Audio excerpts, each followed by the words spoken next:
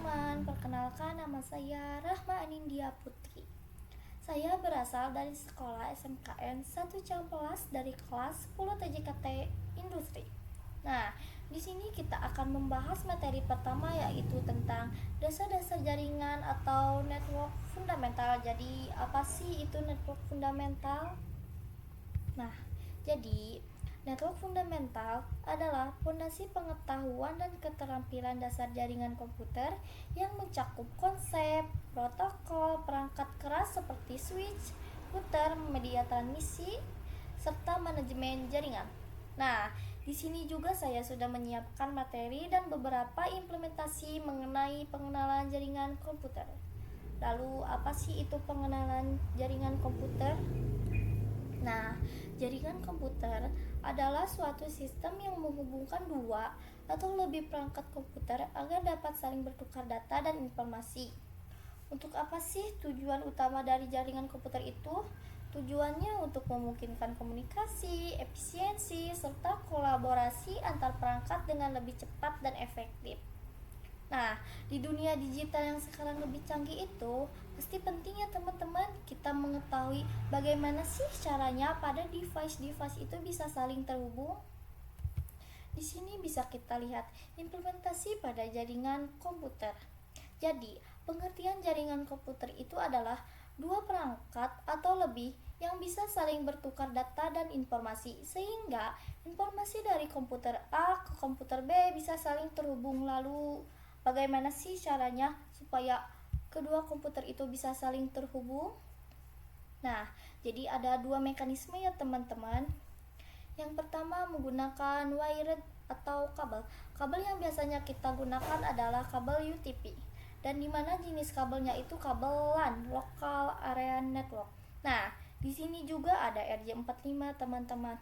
Untuk apa sih fungsi RJ45 ini? Fungsinya itu sebagai konektor standar pada ujung kabel Ethernet untuk menghubungkan perangkat jaringan lokal ataupun internet.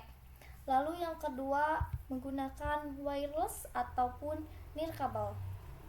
Kita bisa memanfaatkan wifi atau jaringan internet lainnya yang bisa menghubungkan kita dengan data atau wireless tadi. Nah, jika kedua komputer ini sudah saling terkoneksi dengan data atau wireless, maka kedua komputer itu bisa disebut dengan jaringan komputer. Lalu di sini ada contoh topologi jaringan yang nanti kedepannya akan kita pelajari. Nah, bisa dilihat di sini kabel LAN yang sudah dimasuki RJ45, yaitu dia akan terhubung ke port yang dimana sering disebut port Ethernet. Nah, di sini ada di PC, ada di laptop. Kalau misalkan nggak ada di laptop atau di PC, teman-teman bisa menggunakan kabel adaptor untuk USB-nya. Nah, selanjutnya kita akan belajar cara mendownload Cisco Packet Tracer dan jaringan sederhana Cisco Packet Tracer. Pertama-tama kalian buka Chrome lalu ketik Cisco Packet Tracer. Nah, lalu kalian klik yang what is Cisco Packet Tracer.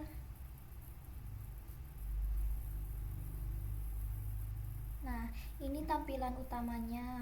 Kalau kalian belum login, kalian bisa login ke pojok kanan yang di atas. Lalu kita scroll ke bawah. Nah, lalu kalian klik yang Getting Started with Cisco Packet Tracer. Nah, kalau udah scroll lagi ke bawah, klik yang ini. Nah, lalu kalian klik yang link ini ya teman-teman.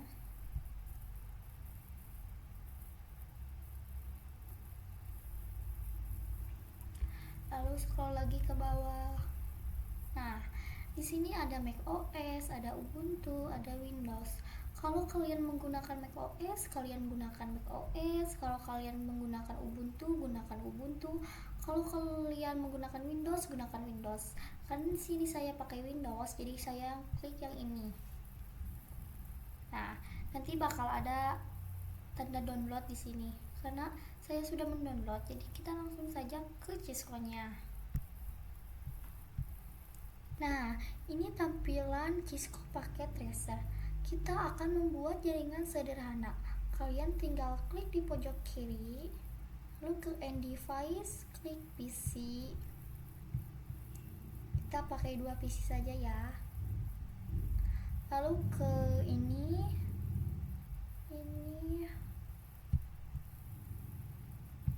Nah, lalu kita butuh kabel ya teman-teman.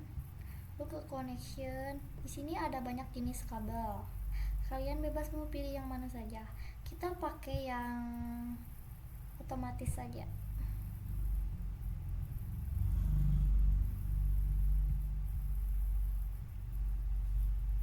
Nah, kalau udah gini, kita tinggal masukin IP address-nya. Lalu bagaimana sih cara masukin IP address-nya itu? Gampang sekali teman-teman. Kalian tinggal klik PC-nya, lalu ke desktop, ke IP configuration, lalu masukin IP. Oh iya, saya di sini pakai IP kelas C. Jadi 192.168.1.1. Nah, subnet max-nya itu bakal muncul sendiri ya teman-teman, otomatis. Lalu yang PC kedua juga sama.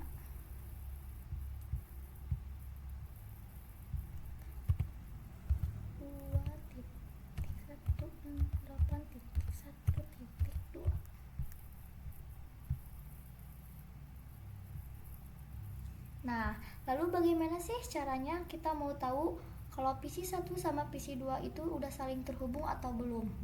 Nah, kalian tinggal klik pesan ini, lalu klik ke sini, klik ke sini. Nah, kalau ada tulisan di bawah ini successful, berarti tandanya kita udah berhasil nih. Kalau PC 1 sama PC 2 ini sudah saling terhubung. Tapi kita juga bisa menggunakan cara lain, yaitu dengan cara ngeping. Caranya itu kalian tinggal klik ini, lalu ke command prompt, lalu kalian spasi ping 192.168.1.2. Nah, lalu enter. Nah, kalau ada tulisan reply from kayak gini, berarti tandanya berhasil ya teman-teman. Bagaimana sih kalau tandanya yang gak berhasil itu? Nah, kalau tandanya gak berhasil, kalian tinggal gini nih.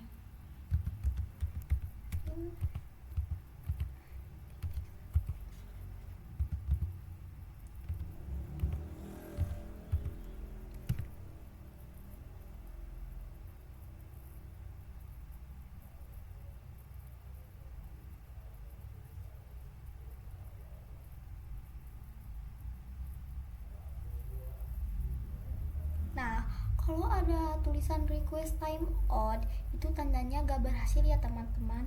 Kenapa gak berhasil? Karena IP address 192.168.1.1.3 itu tidak ada di PC ya teman-teman, jadi gak berhasil. Mungkin segitu dari saya. Sampai jumpa di video selanjutnya. Dadah.